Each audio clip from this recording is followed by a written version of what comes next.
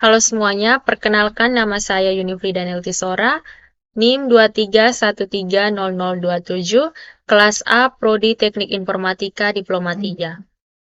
Saat ini saya akan mempresentasikan hasil UAS saya, mata kuliah Arsitektur Komputer.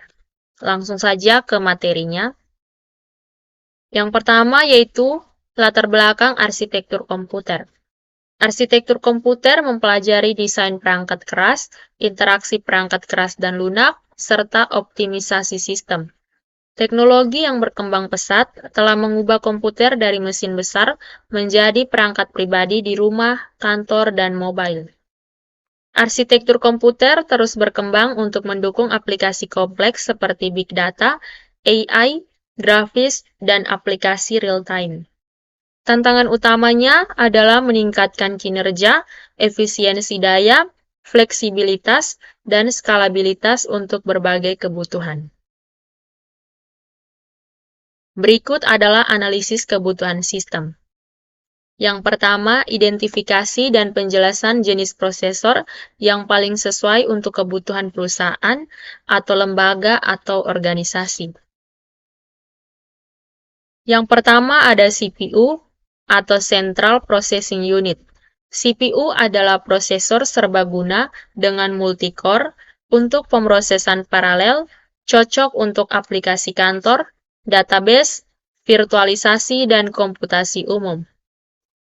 CPU unggul dalam fleksibilitas, respons cepat, dan keandalan, tetapi kurang optimal untuk beban berat seperti grafis atau komputasi kompleks. Berikut adalah GPU atau Graphic Processing Unit. GPU dirancang untuk pengolahan grafis dan komputasi paralel dengan banyak inti kecil. Ideal untuk rendering, 3D, simulasi ilmiah, AI, dan pembelajaran mesin. GPU efektif untuk aplikasi data besar seperti pelatihan AI. Dengan deep learning, GPU mempercepat pelatihan model jauh lebih cepat dibandingkan GPU berkat kemampuannya menangani ribuan operasi secara simultan. Yang berikut adalah ASIC. ASIC adalah prosesor khusus yang efisien untuk tugas tertentu, seperti mining, cryptocurrency, dan perangkat keras jaringan. Keuntungan utama dari ASIC adalah performa tinggi untuk aplikasi tertentu, tetapi dengan kekurangan fleksibilitas yang terbatas. Rekomendasi pemilihan prosesor. Untuk organisasi yang menjalankan aplikasi umum seperti pengolahan data administrasi dan analisis bisnis, CPU sudah cukup memadai.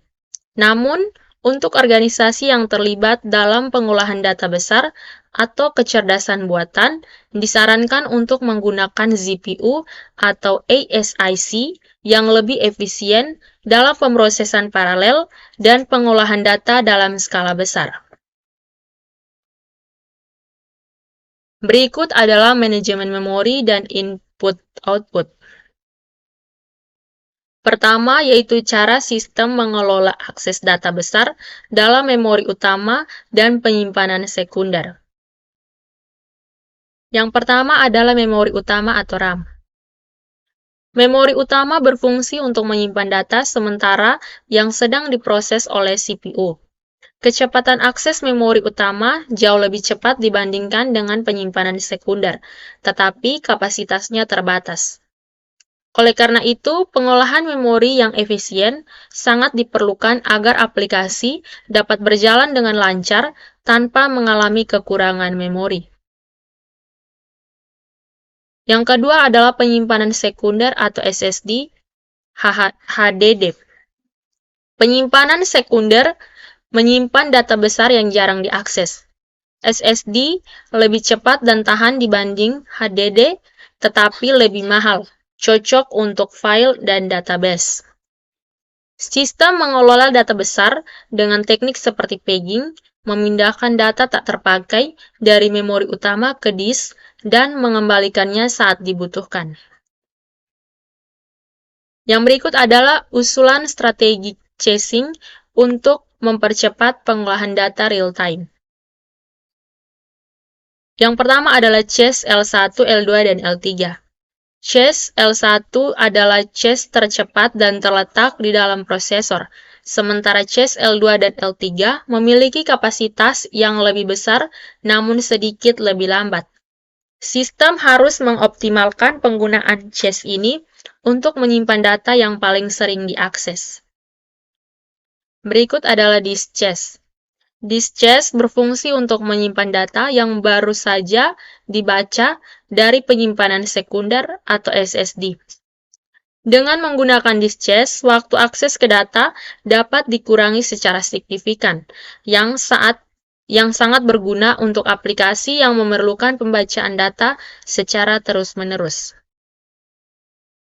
Yang berikut adalah analisis konsumsi daya. Pertama, perbandingan arsitektur berbasis prosesor tradisional dengan arsitektur berbasis sistem hemat daya seperti ARM.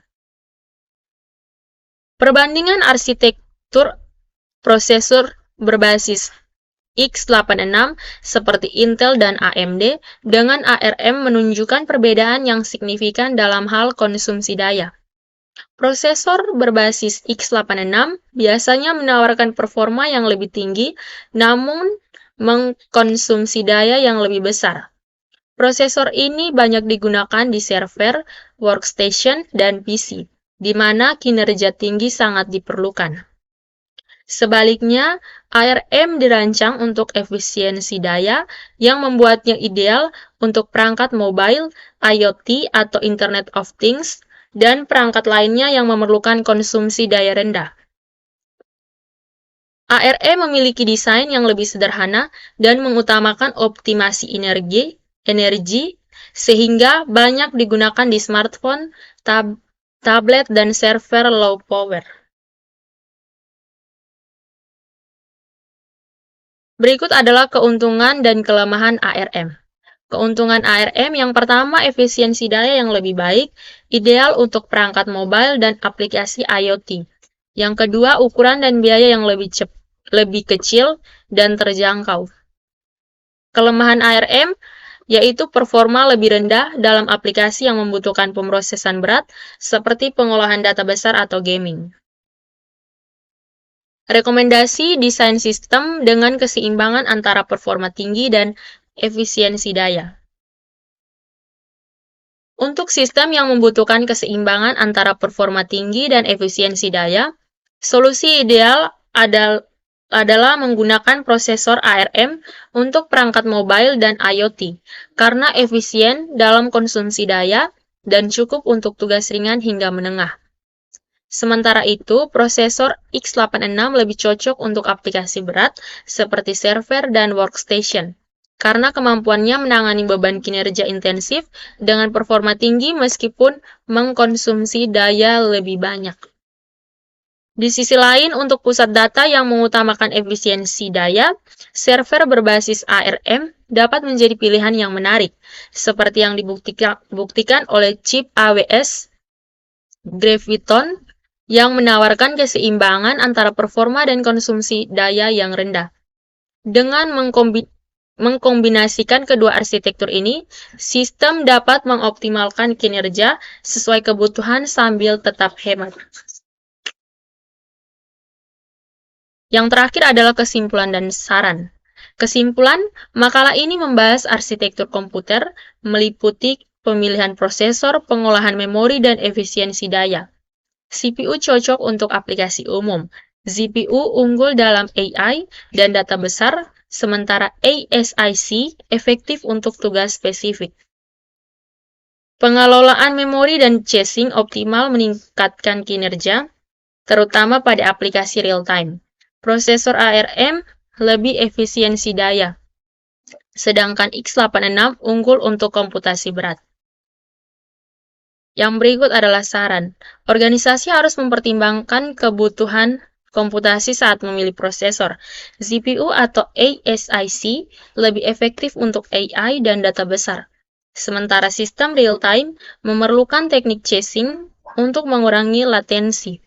Arsitektur ARM cocok untuk perangkat mobile dan IoT berkat efisiensi daya, sementara prosesor x86 tetap unggul untuk komputasi berat. Nah, sekian presentasi hasil UAS saya. Terima kasih.